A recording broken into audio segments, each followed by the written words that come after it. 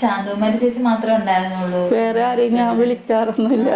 ചേച്ചി നേരത്തെയൊക്കെ അഭിനയിച്ചിട്ടുണ്ട്, ഒത്തിരി പടം ചെയ്തിട്ടുണ്ട്. ഈ നാട് ഇങ്ങനെയുള്ള വീട് പറയും മുമ്പേയൊക്കെ മദ്രാസിലെ. അപ്പൊ ഒരു അമ്മനെ പോലെ ആ ചേച്ചി നല്ല സ്നേഹത്തോട് സംസാരിക്കും, പിണങ്ങിയൊക്കെ ചെയ്യും. പക്ഷെ ഏറ്റവും കൂടുതൽ എന്റെ ദുഃഖം കാണാൻ പറ്റാത്തതും ചേച്ചിക്ക് തന്നെയാണ്. ചേച്ചി കട്ടാക്കി കളയോ എന്നിട്ട് കുറെ കഴിയുമ്പോ പിന്നെയും വിളിക്കും. അപ്പൊ ഞാനിങ്ങനെ പോനെന്ന് പറഞ്ഞപ്പോ ചേച്ചി, അപ്പൊ ചേച്ചി എവിടെയെങ്കിലും പുറത്തു പോകുമ്പോ ചേച്ചി പറഞ്ഞു.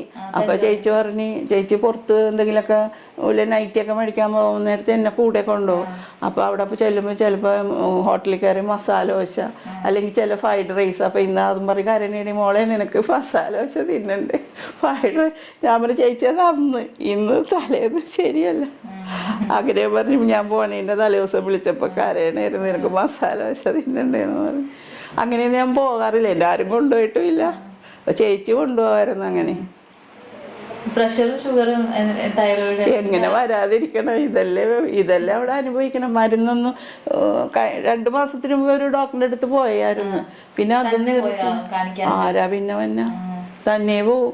ആരും ഇല്ലെന്ന് ചോദിക്കുമ്പോൾ ഞാൻ പറയാം എനിക്ക് ആരുമില്ല, ഞാൻ മാത്രമേ ഉള്ളെന്ന് പറയും. ഡോക്ടറിനോട് ചിലപ്പോൾ ഇഞ്ചക്ഷനൊക്കെ ചെയ്യാനുണ്ടെങ്കിൽ അവർ ആളില്ലെങ്കിൽ ചെയ്തു തരില്ല. ഈ പല്ലൊടിഞ്ഞിട്ടു.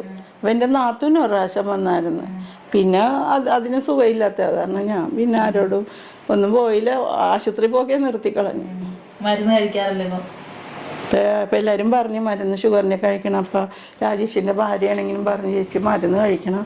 അങ്ങനെ ഇപ്പം ഇന്നൊക്കെ ഷുഗറിൻ്റെ മരുന്നൊക്കെ എടുത്ത് കഴിക്കാൻ കൊണ്ടുവന്നിട്ടുണ്ടായി. അതെടുത്ത് കഴിക്കാനായിട്ട് ഒരിടക്ക് അമ്മ സംഘടനയിൽ എല്ലാ ആർട്ടിസ്റ്റും അഭിനയിച്ച ഏതൊക്കെ സിനിമയിൽ നിന്ന് എഴുതി കൊടുക്കാൻ പറഞ്ഞു. ഞാൻ കുറച്ച് എഴുതി കൊടുത്തയച്ചു. കുറെ കഴിയുമ്പോഴാണ് അയൽവക്കത്തെ ചേട്ടന്മാര് പറഞ്ഞ ബീന ആ മറ്റേ സിനിമ മീനമാസത്തിൽ സൂര്യ അതൊക്കെ പറഞ്ഞു. അയ്യോ അത് ചെയ്തില്ല. അങ്ങനെ അതിലഭിനയിച്ചു. മീനമാസത്തിൽ പിന്നെ പാലം, അങ്ങനെ ഒത്തിരി സിനിമയുണ്ട് വേറെ ഇത് എഴുതാത്തത്. ഈ ഇല്ല അതൊക്കെ നല്ല വേഷങ്ങളായിരുന്നു. നമ്മുടെ അപ്പേട്ടൻ്റെ കൂടെയൊക്കെ ആയിരുന്നു. അതേത് എന്താണെന്നൊന്നും ഓർക്കണില്ല കേട്ടോ. ഇങ്ങനെ പടം മാത്രം ഇങ്ങനെ അവര് പറയുമ്പോ അയ്യോ ആ പടം ഉണ്ടല്ലോ എന്ന്. ദൈവത്തിന്റെ അടുത്ത് ഇരിക്കണ പോലെ ഇപ്പൊ ഇരിക്കണം സമാധാനത്തിൽ. മനുഷ്യന് ഏറ്റവും വേണ്ടത് സമാധാനമാണല്ലോ. ആ ഏകാന്ത ജീവിതത്തിൽ നിന്നും ഒറ്റപ്പെടലിൽ നിന്നൊക്കെ മാറി ഇപ്പൊ എന്തായാലും ആ ഒരു കുത്തുവാക്കൊക്കെ പിന്നെ നമ്മ ഓർത്ത് കരഞ്ഞ് ഇങ്ങനെ കിടക്കാനുള്ള സമയങ്ങളായിരുന്നു അവിടെ ഉണ്ടായിരുന്നെങ്കിൽ. ഇപ്പൊ അതൊന്നും ഓർക്കാനും ഇല്ലല്ല. എല്ലാം നല്ല ഇതിൽ ദൈവത്തിന്റെ കാര്യങ്ങൾ. ഇനി നാളെ എന്താണെന്ന് എനിക്കറിയില്ല. ഈ നിമിഷം വരെ നല്ല ഇതിൽ തന്നെ. അമ്മ സംഘടനയിൽ കൂടെയുള്ള പെൻഷൻ അല്ലാണ്ട് വേറെ എന്തെങ്കിലും പെൻഷൻ, ഇപ്പൊ വിധവാ പെൻഷനോ അങ്ങനെയില്ല.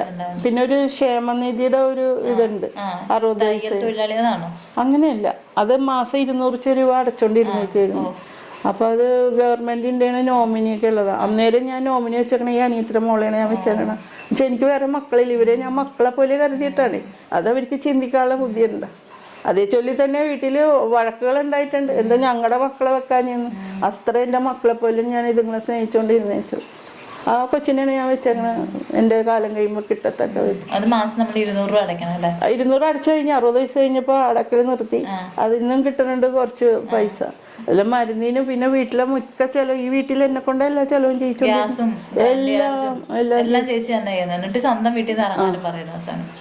എല്ലാം എന്നെ കൊണ്ടാ ചെയ്യിച്ചോണ്ടിരുന്നത്. അത്രയും കഴിവുള്ള എൻ്റെ അനിയത്തി ചെയ്യിക്കും.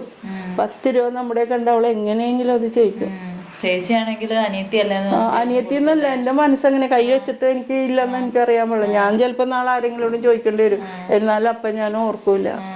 നല്ലോണം മുതലെടുത്ത്. അപ്പൊ ദൈവം വിചാരിച്ചിട്ട് മതി മകളെ, നീ എന്ത് ചെയ്തിട്ടും കാര്യമില്ല. ഇതൊക്കെയാണ് ഇവരുടെ മനസ്സിലിപ്പോൾ. അല്ലെങ്കിൽ ഞാനിപ്പോൾ ആധാരം ചോദിക്കുകയും പിടിക്കുകയും ചെയ്യേണ്ട കാര്യമില്ലേ. ദൈവത്തിന്റെ ഒരു എനിക്കൊണ്ട് ഒത്തിരി പ്രാർത്ഥിക്കുന്നുണ്ട് എല്ലാവരും. അതിൻ്റെയൊക്കെ ഗുണമാണെന്ന് ഞാൻ വിചാരിക്കണം. ഇത്രയെങ്കിലുമൊക്കെ ഇപ്പൊ പുറം ലോകം അറിയാനും. അപ്പോഴേക്കും ഞാൻ ദൈവം കൂടപ്പുറപ്പുകളെ ഇരിക്കേണ്ടിയില്ലെങ്കിൽ ഞാൻ ജീവിച്ചു അതൊക്കെ മോശമാവില്ലെന്നോർത്ത് വലിഞ്ഞു നടന്നേച്ചു. കരഞ്ഞ് തീർത്തോണ്ട് ഇടന്നേച്ചു.